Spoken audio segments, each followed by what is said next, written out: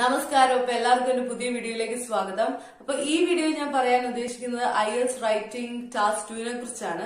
അപ്പൊ വീഡിയോ തുടങ്ങുന്നതിന് മുന്നേ എനിക്ക് കുറച്ച് കാര്യം പറയാനുണ്ട്. അതായത് ഞാൻ എന്റെ പ്രീവിയസ് വീഡിയോസിലൊക്കെ പറഞ്ഞായിരുന്നു നിങ്ങൾക്ക് എന്തെങ്കിലും സംശയം ഉണ്ടെങ്കിൽ എനിക്ക് മെയിൽ അയച്ചാൽ മതിയെന്ന്. പക്ഷെ അന്നേരമൊക്കെ ഞാൻ പഠിച്ചുകൊണ്ടിരിക്കുകയായിരുന്നു. ഇപ്പൊ ഞാൻ ഡ്യൂട്ടിക്ക് കയറിയോണ്ട് സത്യം പറഞ്ഞാൽ എനിക്ക് എല്ലാ മെയിലിനും ഒന്നും റിപ്ലൈ അയക്കാൻ പറ്റുന്നില്ല.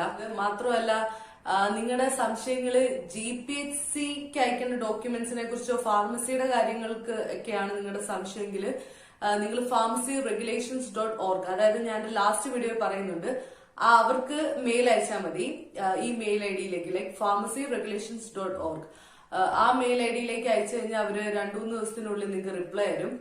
പിന്നെ നിങ്ങൾക്ക് സ്കോളർഷിപ്പിനെ കുറിച്ചോ അല്ലെങ്കിൽ നിങ്ങളുടെ കോഴ്സിനെ കുറിച്ചോ, അതായത് OSPAP കോഴ്സിനെ കുറിച്ചുള്ള ഡൗട്ട്സിനാണെങ്കിൽ നിങ്ങളുടെ യൂണിവേഴ്സിറ്റി, അതായത് ഇവിടെയുള്ള യൂണിവേഴ്സിറ്റീസ് ഉണ്ടല്ലോ, ലൈക് സണ്ടർലാൻഡ്, ബ്രൈറ്റൺ, അങ്ങനെ നിങ്ങൾക്ക് പോകാൻ താല്പര്യമുള്ള യൂണിവേഴ്സിറ്റിയിലേക്ക് അവർക്ക് നേരിട്ട് മെയിൽ അയച്ചാൽ അവർ റിപ്ലൈ തരും. കാരണം എനിക്ക് മെയിൽ അയച്ചിട്ട് നിങ്ങൾ നോക്കിയിരുന്ന് ഇത് നിങ്ങളുടെ സമയം കളയാതിരിക്കാൻ വേണ്ടിയാണ് പറയുന്നത്. കാരണം എനിക്കിപ്പോ ഒത്തിരി മെയിൽസ് കിട്ടുന്നുണ്ട്, അതുകൊണ്ടാണ് എനിക്ക് റിപ്ലൈ അയക്കാൻ പറ്റാത്തത്. പിന്നെ അത്രേ ഉള്ളൂ. ഇനിയിപ്പോ നമുക്ക് കാര്യത്തിലേക്ക് കിടക്കാം. അപ്പൊ IELTS റൈറ്റിംഗ് ടാസ്ക് 2 എന്ന് പറയുമ്പോഴത്തേക്കും പൊതുവെ കുറച്ച് എല്ലാവരും സ്ട്രഗിൾ ചെയ്യുന്ന ഒരു ഏരിയ ആണ്. അപ്പോൾ അതിൽ നമ്മൾ ഇമ്പോർട്ടന്റ് ആയിട്ട് ശ്രദ്ധിക്കേണ്ട കുറച്ച് കാര്യങ്ങളാണ് ഞാൻ ഈ വീഡിയോയിൽ പറയുന്നത്. അപ്പോൾ ആദ്യം തന്നെ IELTS റൈറ്റിംഗ് ടാസ്ക് 2 മാർക്കിംഗ് ക്രൈറ്റീരിയനെ കുറിച്ചാണ് പറയുന്നത്. അപ്പൊ 4 മാർക്കിംഗ് ക്രൈറ്റീരിയ ആണുള്ളത്. അതിൽ ഫസ്റ്റ് വൺ എന്ന് പറയുമ്പോഴത്തേക്ക് ടാസ്ക് അച്ചീവ്മെന്റ് ആണ്. ഈ ടാസ്ക് അച്ചീവ്മെന്റ് കൊണ്ട് ഉദ്ദേശിക്കുന്നത് എന്താണെന്ന് വെച്ച് കഴിഞ്ഞാല് നമ്മളോട് ചോദിക്കുന്നതിന് അതേ ഉത്തരവാണോ നമ്മൾ കൊടുക്കുന്നതെന്ന് ഉള്ളതാണ്. അതായത് ഫോർ എക്സാമ്പിൾ നിങ്ങളുടെ ഒപ്പീനിയൻ പറയാൻ പറഞ്ഞാൽ, ഒരു വിഷയത്തെ കുറിച്ച് നിങ്ങളുടെ ഒപ്പീനിയൻ പറയാൻ പറഞ്ഞാൽ നിങ്ങൾ അതിനുള്ള ഒപ്പീനിയൻ പറഞ്ഞിരിക്കണം. ഇപ്പൊ ഒപ്പീനിയനെ കുറിച്ച് ചോദിക്കുന്നില്ല, ഇപ്പൊ ഒരു ഡിസ്കഷൻ ഡിസ്കസ് ചെയ്താൽ മാത്രം മതി എന്നാ പറയുന്നതെങ്കിൽ ഡിസ്കസ് ചെയ്യുക, ആ ടോപ്പിക്കിനെ കുറിച്ച് ഡിസ്കസ് ചെയ്യുക, ഒപ്പീനിയൻ പറയണം എന്നില്ല. ഇപ്പൊ discuss and give your opinion എന്ന് പറഞ്ഞാൽ ഡിസ്കസും ചെയ്യണം, ഒപ്പീനിയനും കൊടുക്കണം. അപ്പൊ കറക്റ്റ് ആയിട്ട് സത്യം പറഞ്ഞാൽ നിങ്ങൾ ആദ്യം ഒരു എസ്സേ എഴുതാൻ പോകുന്നതിന് മുമ്പ് തന്നെ ഒരു 5 മിനിറ്റ് ആ ക്വസ്റ്റ്യൻ വായിച്ച് അത് പ്ലാൻ ചെയ്യണം. ഫോർ എക്സാമ്പിൾ ഇപ്പൊ ഒപ്പീനിയൻ എസ്സേ വെച്ച് സ്റ്റാർട്ട് ചെയ്യും. അപ്പൊ ഒപ്പീനിയൻ എസ്സേയിൽ നിങ്ങൾ എന്താ പറയേണ്ടതെന്ന് വെച്ചാല്, ഇപ്പം പിള്ളേർ മാസ്റ്റേഴ്സ് എടുക്കാൻ പുറത്തേക്ക് പോകുന്നു, അത് ശരിയല്ല എന്ന് ചിലര് പറയുന്നു. നിങ്ങൾ എഗ്രി ചെയ്യുന്നോ ഇല്ലയോ? അപ്പോ നിങ്ങൾ എഗ്രി ചെയ്യുന്നുണ്ടോ ഇല്ലയോ എന്ന് ചോദിച്ചു കഴിഞ്ഞാൽ എന്റെ അഭിപ്രായത്തിൽ ഒന്നെങ്കിൽ നിങ്ങൾ സ്ട്രോങ്ലി എഗ്രി ചെയ്യണം, അല്ലെങ്കിൽ നിങ്ങൾ ഡിസഗ്രി ചെയ്യണം. ഫുള്ളി അത് സ്ട്രോങ്ലി ഡിസഗ്രി ചെയ്യണം. രണ്ടും കൂടെ ഡിസ്കസ് ചെയ്യുന്നത് സേഫ് അല്ലെന്നാണ് എന്റെ അഭിപ്രായം. കാരണം നിങ്ങളുടെ പോയിന്റ് എന്താന്നുള്ളത് നമ്മുടെ എക്സാമിനറിന് വ്യക്തമായിരിക്കണം. നിങ്ങളുടെ സ്റ്റാൻഡ് എന്താന്നുള്ളത് വ്യക്തമായിട്ട് നിങ്ങളുടെ എസ്സേയിൽ പറയണം. അതാണ് എപ്പോഴും സേഫ്. നമുക്ക് സേഫ് ആയിട്ട് നിൽക്കുന്നതിലാണ്. ഇപ്പൊ നമുക്ക് 2 അഭിപ്രായം ഉണ്ടായിരിക്കും, പക്ഷെ നമ്മൾ എപ്പോഴും സേഫ് ആയിട്ട് ഒരഭിപ്രായത്തിൽ സ്റ്റിക്ക് ചെയ്തിരിക്കുന്നതാണ് നല്ലത്. പിന്നെ ആ ഒരു അഭിപ്രായത്തിന് 2 പോയിന്റ് വേണം. നിങ്ങൾക്ക് എന്താണോ നിങ്ങളുടെ അഭിപ്രായം അത് സപ്പോർട്ട് ചെയ്യാൻ നിങ്ങൾക്ക് 2 പോയിന്റുക്കുള്ളിൽ വേണ്ട. കാരണം എന്താണെന്ന് വെച്ചാല് നിങ്ങൾ എത്ര പോയിന്റ്സ് എഴുതുന്നതിലല്ല കാര്യം, നിങ്ങൾ ആ ഒരു പോയിന്റ് എങ്ങനെ എക്സ്പാൻഡ് ചെയ്യുന്നു, ഇലാബറേറ്റ് ചെയ്യുന്നു എന്നുള്ളതിലാണ് കാര്യം. പിന്നെ ഇനിയിപ്പം നമ്മൾ പോയിന്റ്സിനെ കുറിച്ച് പറഞ്ഞു, 2 പോയിന്റ് മതി, ആ പോയിന്റ് ഇലാബറേറ്റ് ചെയ്യണം എന്ന് പറഞ്ഞു. ഇത് എങ്ങനെ ഇലാബറേറ്റ് ചെയ്യും, എത്ര സെന്റൻസസോളം ഇലാബറേറ്റ് ചെയ്യണം എന്നുള്ള കാര്യങ്ങൾ പറയാം. അപ്പൊ ഇതൊക്കെ ഞാൻ പറയുന്നത് ടാസ്ക് അച്ചീവ്മെന്റിനെ കുറിച്ചാണ്. ഫസ്റ്റ് മാർക്കിംഗ് ക്രൈറ്റീരിയ, അതിലാണ് ഒരു എസ്സേയുടെ സ്ട്രക്ചർ ഒക്കെ വരുന്നത്. സോ ഫസ്റ്റ് നമ്മൾ അതും ഒപ്പീനിയൻ എസ്സേ വെച്ച് സ്റ്റാർട്ട് ചെയ്യുമെന്ന് വെച്ചു. അതാണ് ഒരു ബേസിക് ടൈപ്പ് എസ്സേ. നമുക്ക് സിമ്പിൾ ആയിട്ട് എനിക്ക് പറയാൻ പറ്റുന്നത് ഒപ്പീനിയൻ എസ്സേനെ കുറിച്ചാണ്. അത് കഴിഞ്ഞാൽ ഡിസ്കഷൻ എസ്സേനെ കുറിച്ചൊക്കെ പറയാം. അപ്പൊ ക്വസ്റ്റ്യൻ നമ്മൾ വായിച്ചു നോക്കുക. എന്നിട്ട് നമ്മൾ ഇതിപ്പോ ഏത് എസ്സേ ടൈപ്പ് ആണ് ക്ലാസിഫൈ ചെയ്യേണ്ടതൊന്നും ആവശ്യമില്ല. നമ്മൾ ആദ്യം ക്വസ്റ്റ്യൻ വായിച്ചു നോക്കുക. എഗ്രി ചെയ്യുന്നോ ഡിസഗ്രി ചെയ്യുന്നുണ്ടോ എന്ന് ചോദിച്ചാൽ ഓക്കെ ഞാൻ എഗ്രി ചെയ്യുന്നു എന്നാണെങ്കിൽ അത് ഇൻട്രൊഡക്ഷനിൽ വ്യക്തമായിട്ട് പറയുക, ഞാൻ ഇത് എഗ്രി ചെയ്യുന്നു. അതിന് 2 കാരണങ്ങളുണ്ട്. ആ 2 കാരണങ്ങൾ എന്താണെന്നും ഒന്ന് മെൻഷൻ ചെയ്യണം ഇൻട്രൊഡക്ഷനിൽ. അതായത് നിങ്ങളുടെ ഇൻട്രൊഡക്ഷൻ മാത്രം വായിക്കുമ്പോഴേ എക്സാമിനോട് മനസ്സിലാവണം നിങ്ങൾ എന്താണ് എസ്സേയിൽ പറയാൻ പോകുന്നത്. ഒരു ഇൻട്രൊഡക്ഷൻ എന്ന് പറഞ്ഞു കഴിഞ്ഞാൽ ഒരു സമ്മറി ആയിരിക്കണം സത്യം പറഞ്ഞാൽ ഇനി പറയാൻ പോകുന്ന കാര്യങ്ങളുടെ. ഇപ്പൊ എക്സാമിനൊന്ന് ആ ഇൻട്രോ വായിക്കുമ്പോൾ തന്നെ കാര്യങ്ങൾ മൊത്തം മനസ്സിലാവണം. അതുകൊണ്ട് നിങ്ങൾ ക്വസ്റ്റ്യൻ വായിച്ചു കഴിഞ്ഞ് 5 മിനിറ്റ് പ്ലാൻ ചെയ്തിട്ട് മാത്രമേ ഉള്ളൂ സത്യം പറഞ്ഞാൽ എസ്സേ എഴുതാൻ തുടങ്ങാവുള്ളൂ. ഐ മീൻ ഇൻട്രൊഡക്ഷൻ എഴുതാൻ തുടങ്ങാവുള്ളൂ. അപ്പൊ ഇൻട്രൊഡക്ഷൻ എന്ന് പറഞ്ഞാൽ ഈ പറയാൻ പോകുന്ന കാര്യങ്ങളുടെ മൊത്തം ഒരു സമ്മറി ആയിരിക്കണം. ആ പറയാൻ പോകുന്ന 2 പോയിന്റ്സ് അവിടെ മെൻഷൻ ചെയ്തിട്ടുണ്ടായിരിക്കണം. അത് കഴിഞ്ഞിട്ട് നമ്മുടെ ഫസ്റ്റ് ബോഡി പാരഗ്രാഫ്, ഇൻട്രൊഡക്ഷൻ കഴിഞ്ഞ് കഴിഞ്ഞാൽ പിന്നെ ഫസ്റ്റ് ബോഡി പാരഗ്രാഫ്. ആ ഫസ്റ്റ് ബോഡി പാരഗ്രാഫ് എന്ന് പറയുമ്പോൾ നമ്മുടെ ഫസ്റ്റ് പോയിന്റ് ആണ്. ഫസ്റ്റ് പോയിന്റ് വെച്ച് സ്റ്റാർട്ട് ചെയ്യുന്നു, പിന്നെ അത് നമ്മൾ എക്സ്പാൻഡ് ചെയ്യുന്നു, ഇലാബറേറ്റ് ചെയ്യുന്നു. അതിലാണ് കാര്യം ഇരിക്കുന്നത്. ഞാൻ പറഞ്ഞല്ലോ, പോയിന്റ്സ് എത്രയാണ് ഉണ്ടെന്നുള്ളതല്ല കാര്യം, നമ്മൾ ആ ഒറ്റ പോയിന്റിനെ എങ്ങനെ ഇലാബറേറ്റ് ചെയ്യുന്നു എന്നാണ്. അപ്പൊ വൺ പോയിന്റ് നമ്മൾ ഒരു 4 സെന്റൻസസ് ആയിട്ട് ഇലാബറേറ്റ് ചെയ്യുക. പിന്നെ നമ്മുടെ സെക്കൻഡ് പോയിന്റിനെ, അതായത് സെക്കൻഡ് ബോഡി പാരഗ്രാഫ്, അതാണ് സെക്കൻഡ് ബോഡി പാരഗ്രാഫ്, അതായത് third paragraph. First introduction, second first body paragraph, പിന്നെ തേർഡ് പാരഗ്രാഫ് എന്ന് പറയുന്നത് സെക്കൻഡ് ബോഡി പാരഗ്രാഫ്. അതില് നമ്മൾ സെക്കൻഡ് പോയിന്റിനെ ഒരു 4-5 സെന്റൻസ് വെച്ച് ഇലാബറേറ്റ് ചെയ്യുന്നു. 4, 5, 6 സെന്റൻസ് വെച്ച് ഇലാബറേറ്റ് ചെയ്യുന്നു. അത് കഴിഞ്ഞിട്ട് നമ്മുടെ കൺക്ലൂഷൻ എന്നാന്ന് വെച്ച് കഴിഞ്ഞാല് ഈ പറഞ്ഞ കാര്യങ്ങളൊക്കെ ഇൻട്രൊഡക്ഷൻ പോലെ തന്നെ കൺക്ലൂഷനിലും പറയുക, ഈ കാര്യങ്ങൾ ഒന്നുകൂടെ ഡിസ്കസ് ചെയ്യുക, പാരഫ്രൈസ് ചെയ്തുകൊണ്ട് വേറെ കൺക്ലൂഷനിലും പറയാം. അപ്പൊ ഇങ്ങനെയാണ് മൊത്തത്തിലൊരു സ്ട്രക്ചർ ഇരിക്കേണ്ടത്. അപ്പൊ ഇത് ബേസിക് ഒപ്പീനിയൻ എസ്സേസിനെ കുറിച്ചാണ് ഞാൻ പറഞ്ഞത്. 2 പോയിന്റ്സ് മാത്രമുള്ള കേസിൽ, അതായത് first paragraph first body paragraph എന്ന് പറയുമ്പോൾ ഒരു പോയിന്റിനെ കുറിച്ച് മാത്രം സംസാരിക്കുന്ന കേസാണ് ഞാൻ പറഞ്ഞത്. ഇനി ഡിസ്കഷൻ എസ്സേസിലാണെങ്കിൽ, ഡിസ്കഷൻ എസ്സേസ് എന്ന് പറയുമ്പോഴത്തേക്കും നമ്മൾ 2 വശത്തെ കുറിച്ചും ഡിസ്കസ് ചെയ്യണം. ഒരു സെന്റൻസ് അവർ തന്നു കഴിഞ്ഞിട്ട് നിങ്ങള് ഇപ്പം അഡ്വാൻറ്റേജസ്, ഡിസഡ്വാൻറ്റേജസ്, ഈ എസ്സേസ്, പിന്നെ ഡിസ്കഷൻ എസ്സേസ്, ഇതിലെല്ലാം നമ്മള് ഒരു വശത്തെ കുറിച്ച് മാത്രം സംസാരിച്ചാൽ പോരാ, 2 വശത്തെ കുറിച്ചും സംസാരിക്കണം. അപ്പൊ എന്താ ചെയ്യണ്ടേ? ഇപ്പം വിദേശത്ത് പോയി പിള്ളേർ പഠിക്കുന്നതിനെ കുറിച്ച് നിങ്ങളുടെ ഡിസ്കസ് ചെയ്യുക. അപ്പം ഇൻട്രൊഡക്ഷനിൽ എന്നാ പറയണ്ടേ? നിങ്ങള് നിങ്ങളുടെ എസ്സേ പറയാൻ പോകുന്ന എല്ലാ കാര്യങ്ങളുടെയും ഒരു സമ്മറി, ഇലാബറേറ്റ് ചെയ്യണ്ട, ജസ്റ്റ് ആ പോയിന്റ്സ് ഒക്കെ ഒന്ന് പറയുക ഇൻട്രൊഡക്ഷനിൽ. പിന്നെ ഫസ്റ്റ് ബോഡി പാരഗ്രാഫ് എന്ന് പറയുമ്പോഴത്തേക്കും ഇപ്പൊ അഡ്വാൻറ്റേജസ്, ഡിസഡ്വാൻറ്റേജസ് ആണെങ്കിൽ അഡ്വാൻറ്റേജസ് പറയുക, 2 പോയിന്റ്സ്. അഡ്വാൻറ്റേജസ് ആയിട്ട് 2 പോയിന്റ്സ് പറയുക. അത് അപ്പൊ ഒരു പോയിന്റിനെ മിനിമം 4 സെന്റൻസസ് ആയിട്ട് ഇലാബറേറ്റ് ചെയ്യുക. പിന്നെ രണ്ടാമത്തെ പോയിന്റിന് മിനിമം 4 സെന്റൻസസ് ആയിട്ട് ഇലാബറേറ്റ് ചെയ്യുക. അപ്പൊ എത്ര? ഫസ്റ്റ് ബോഡി പാരഗ്രാഫ് എന്ന് പറയുമ്പോഴത്തേക്ക് ഒരു 8 സെന്റൻസോളം വരും. പിന്നെ സെക്കൻഡ് ബോഡി പാരഗ്രാഫ് നിങ്ങളുടെ ഡിസഡ്വാൻറ്റേജസ് ആണ്, അത് 2 പോയിന്റ്സ്. അതും 4 സെന്റൻസസോളം ഒരു പോയിന്റിനെ തന്നെ ഇലാബറേറ്റ് ചെയ്യുക. അങ്ങനെ ടോട്ടലി ഒരു 8 സെന്റൻസസോളം അങ്ങനെ. അപ്പൊ ഞാൻ പറഞ്ഞല്ലോ, പോയിന്റ്സിന്റെ നമ്പേഴ്സിൽ മാത്രമല്ല കാര്യം, ഏറ്റവും ഇമ്പോർട്ടന്റ് ആയിട്ടുള്ളത് ഒരു പോയിന്റിന് നിങ്ങൾ എങ്ങനെ ഇലാബറേറ്റ് ചെയ്യുന്നു എന്നുള്ളതിലാണ്. പിന്നെ ഈ സെയിം സംഭവമാണ് ഡിസ്കഷൻ എസ്സേസിലും വരുന്നത്. ഡിസ്കഷനിലും നിങ്ങൾ ഒരു സൈഡിനെ കുറിച്ച് ഒരു പാരഗ്രാഫിൽ പറയണം, അപ്പൊ ഒരു 2 പോയിന്റ്സ് ഡിസ്കഷൻ എസ്സേസിൽ.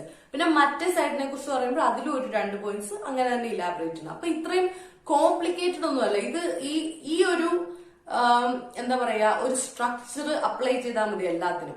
അതായത് ഒരു വശത്തെ കുറിച്ച് മാത്രം സംസാരിച്ചാൽ മതി എങ്കിൽ, അതായത് നിങ്ങളുടെ ഒപ്പീനിയൻ മാത്രം പറഞ്ഞാൽ മതി. അതായത് ഞാൻ എഗ്രി ചെയ്യുന്നു അല്ലെ ഞാൻ ഡിസഗ്രി ചെയ്യുന്നു എന്ന് പറയുവാണെങ്കിൽ 2 പോയിന്റ്സ് മാത്രം മതി. ഇപ്പൊ 2 വശത്തെ കുറിച്ച് സംസാരിക്കണമെങ്കിൽ നിങ്ങൾ ഓരോ വശത്തിനും 2 പോയിന്റ്സ് വെച്ചിട്ട് 2 പാരഗ്രാഫ്സിലും സംസാരിക്കുക. പിന്നെ discuss and give your opinion എന്ന് പറയുമ്പോഴത്തേക്കും നിങ്ങൾ എന്താ ചെയ്യേണ്ടതെന്ന് വെച്ച് കഴിഞ്ഞാല്, അവിടെയും നിങ്ങൾ സേഫ് കളിക്കുക.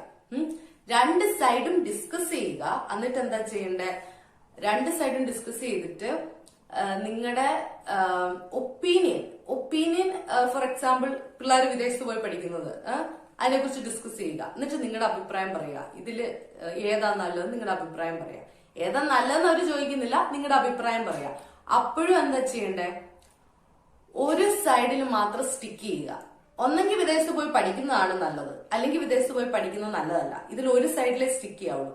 അപ്പൊ നിങ്ങളുടെ അഭിപ്രായം നല്ലതാണ് എന്നാണെങ്കിൽ അത് രണ്ടാമത്തെ സെക്കൻഡ് ബോഡി പാരഗ്രാഫ് ആക്കുക, ഫസ്റ്റ് ബോഡി പാരഗ്രാഫ് അല്ല. ഫോർ എക്സാമ്പിൾ, കൺഫ്യൂഷൻ ആവുന്നുണ്ടോ എന്ന് എനിക്കറിയില്ല, കുറെ കാര്യം പറയുന്നു. അതായത് നിങ്ങൾക്ക് വിദേശത്ത് പോയി പഠിക്കണം, അതാണ് നല്ലത്, പിള്ളേർ പഠിക്കുന്നതാണ് നല്ലത് എന്നാണ് നിങ്ങളുടെ അഭിപ്രായം.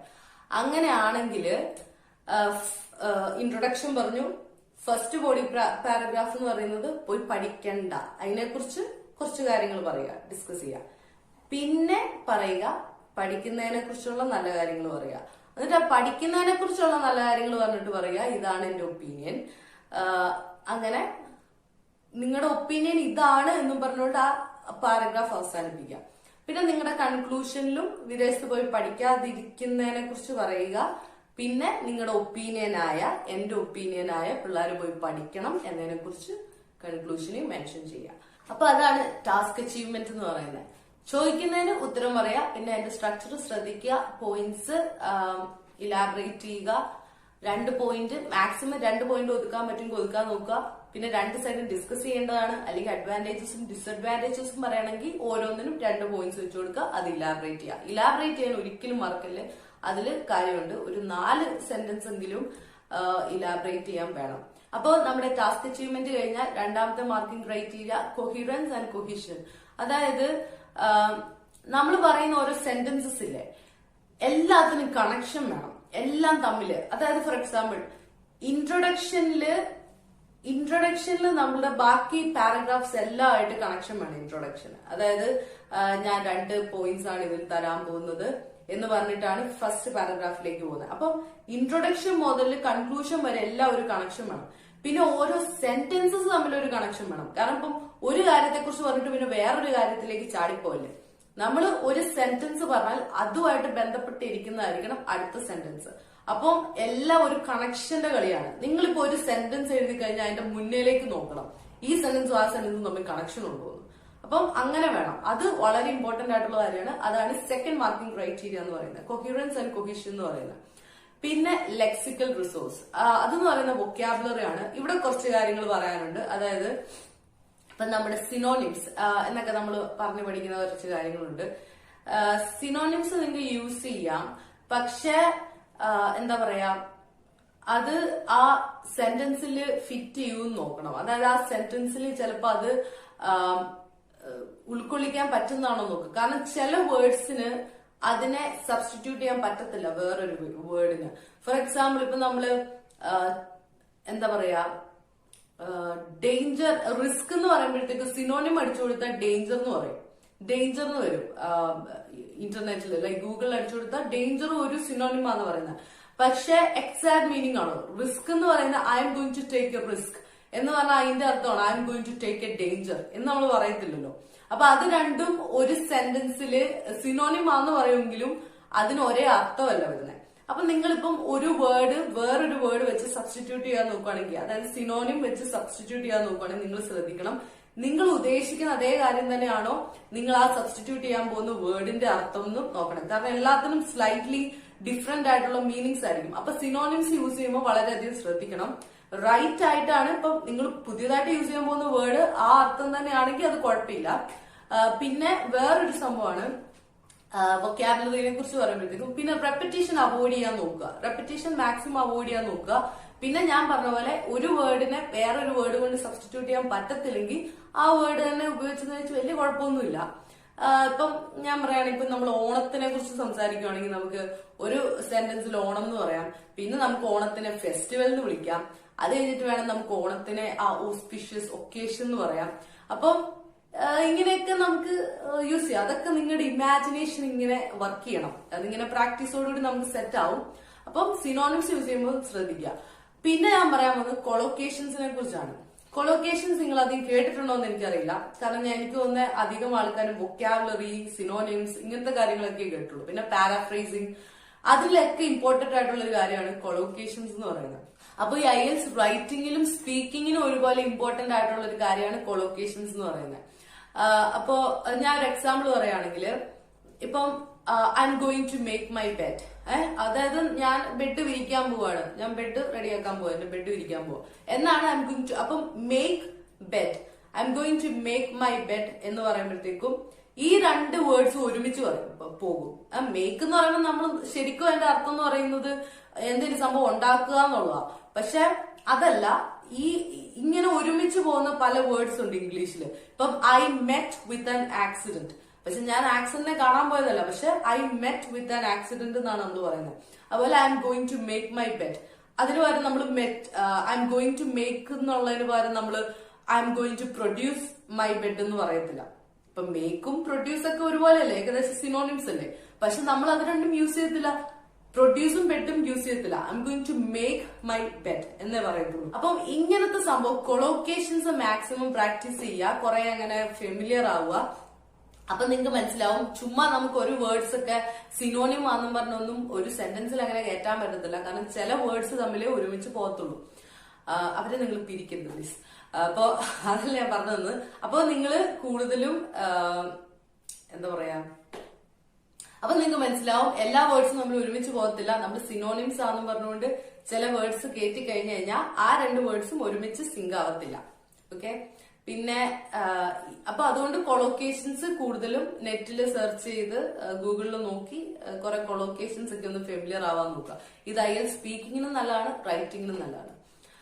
പിന്നെ അത് കഴിഞ്ഞിട്ട് അപ്പൊ ഞാനിപ്പോ എന്താ പറഞ്ഞേ, വൊക്കാബുലറിനെ കുറിച്ച് പറയുമ്പോഴത്തേക്കും റെപ്പിറ്റേഷൻ ഒഴിവാക്കാൻ നോക്കുക. അപ്പൊ ഒഴിവാക്കാൻ പറ്റില്ല, വേറൊരു വേർഡ് സബ്സ്റ്റിറ്റ്യൂട്ട് ചെയ്യാൻ അതേ മീനിങ് വരുന്ന ഒരു സംഭവം ഇല്ലെങ്കിൽ ഒരു 2 വട്ടം റിപ്പീറ്റ് ചെയ്യുന്ന വെച്ച് കുഴപ്പമൊന്നുമില്ല. 2 3 വട്ടം ഇറ്റ്സ് ഓക്കെ. വേറൊരു വേർഡ് യൂസ് ചെയ്ത്, കാരണം അതേ അർത്ഥം വരാത്ത വേറൊരു വേർഡ് യൂസ് ചെയ്ത് ആ സെന്റൻസ് തെറ്റിക്കുന്നതിലും ഭേദമാണ്.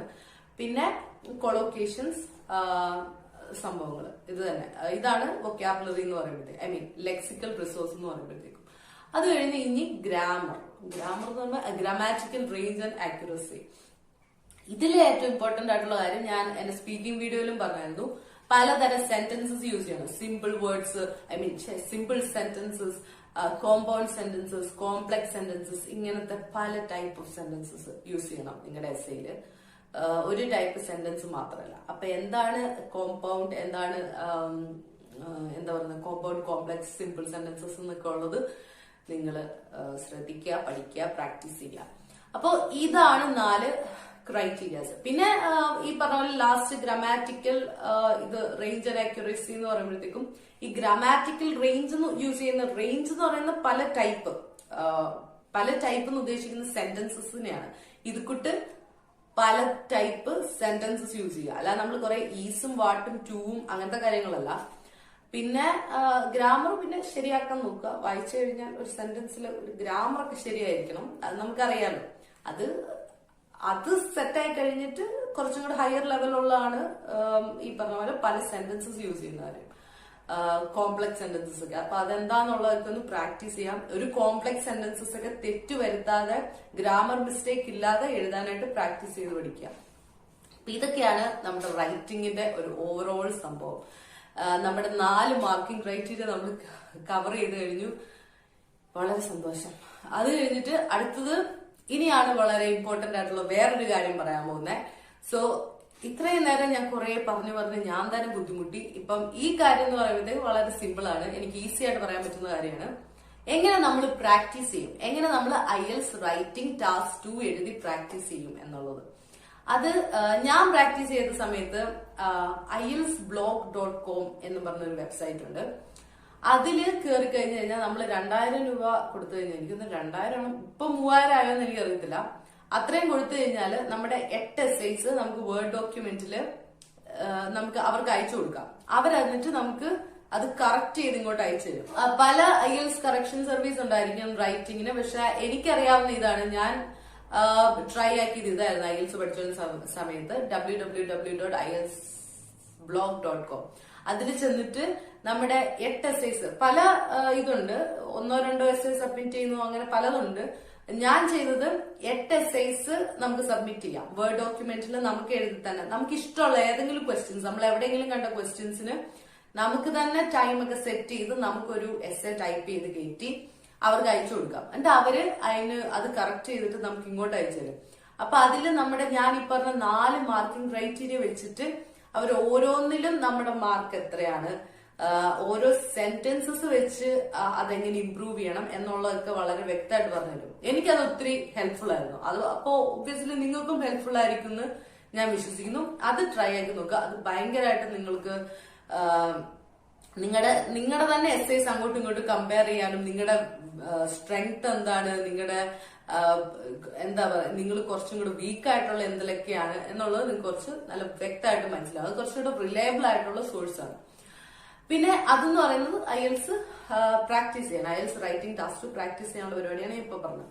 അപ്പൊ അടുത്തത് പറയുന്നത് ഞാൻ നിങ്ങൾക്ക് എല്ലാവർക്കും ചിലപ്പം ബുദ്ധിമുട്ടുള്ള ഒരു കാര്യമായിരിക്കും, ടൈം മാനേജ്മെന്റ്. IELTS റൈറ്റിംഗ് എന്ന് പറയുന്നത് തന്നെ ടൈം മാനേജ്മെന്റ് ആണ്. സത്യം പറഞ്ഞാൽ നമ്മള് ഇപ്പം എന്നെ സംബന്ധിച്ചിടത്തോളം എന്റെ എക്സ്പീരിയൻസ് തന്നെ എന്ന് വെച്ചാൽ നമ്മൾ എത്ര പ്രാക്ടീസ് ചെയ്യുന്ന പറഞ്ഞാലും ഞാൻ എത്ര എന്താ പറയാ ഞാൻ പലവട്ടം തന്നെ പ്രാക്ടീസ് ചെയ്യുമ്പോഴേക്കും ഞാൻ പെട്ടെന്ന് എഴുതി കഴിയും, അല്ലെങ്കിൽ ഞാൻ ടൈമിനുള്ളിൽ തീർക്കുമായിരുന്നു. പക്ഷെ എക്സാം ഇതിലിരിക്കുമ്പോഴത്തേക്കും നമുക്ക് ടൈം ഒട്ടും തികയത്തില്ല. അതെന്താണെന്ന് എനിക്ക് അറിയത്തില്ല.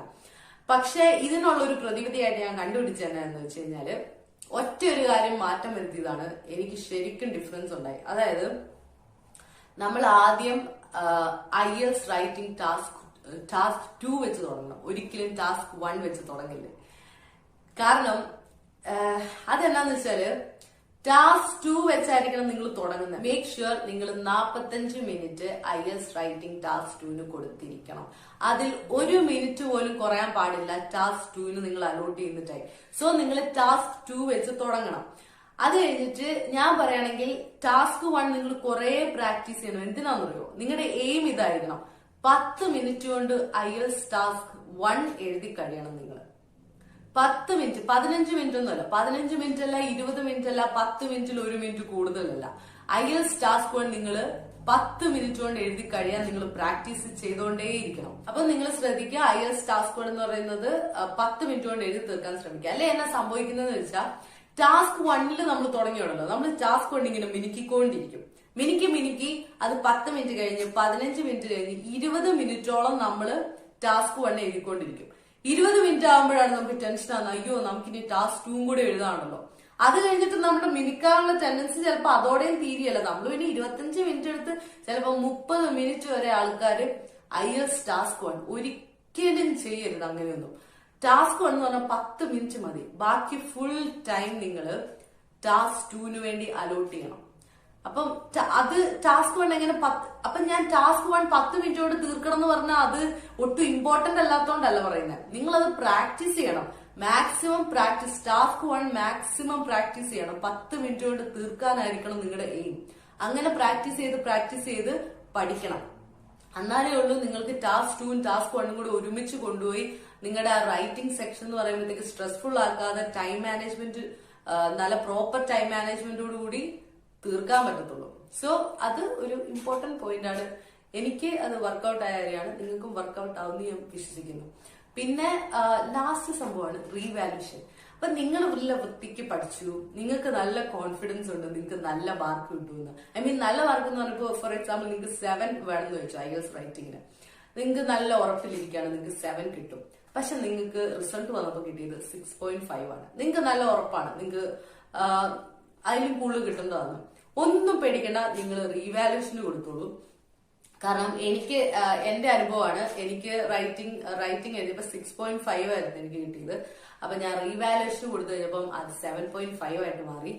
അത് എനിക്ക് മാത്രമല്ല, അങ്ങനെ അനുഭവമുള്ള കുറച്ച് പിള്ളേരുണ്ട്. അങ്ങനെ വേറെ എന്റെ ഒരു ഫ്രണ്ട് പറഞ്ഞിട്ടാണ് ഞാൻ കൊടുത്തത്. അപ്പൊ നിങ്ങൾ അങ്ങനത്തെ കാര്യങ്ങൾ പേടിക്കണ്ട. നിങ്ങൾ ഒരു കാര്യം ശ്രദ്ധിച്ചാൽ മതി, പ്രിപ്പയർ ചെയ്യുമ്പോൾ പ്രോപ്പറായിട്ട് പ്രിപ്പയർ ചെയ്യുക, ഒത്തിരി ടെൻഷൻ ഒന്നും അടിക്കണ്ട. ഇപ്പൊ കിട്ടിയില്ലെങ്കിൽ നമുക്ക് ഓപ്ഷൻ ഉണ്ട്, റീവാലുവേഷന് കൊടുക്കാം, എന്ത് റൈറ്റിംഗ്. അപ്പോൾ ഇന്നത്തെ വീഡിയോ കഴിഞ്ഞു, എല്ലാവർക്കും ഹെൽപ്ഫുൾ ആകുമെന്ന് വിശ്വസിക്കുന്നു. അപ്പോൾ എന്റെ അടുത്ത വീഡിയോയിൽ കാണാം. ബൈ.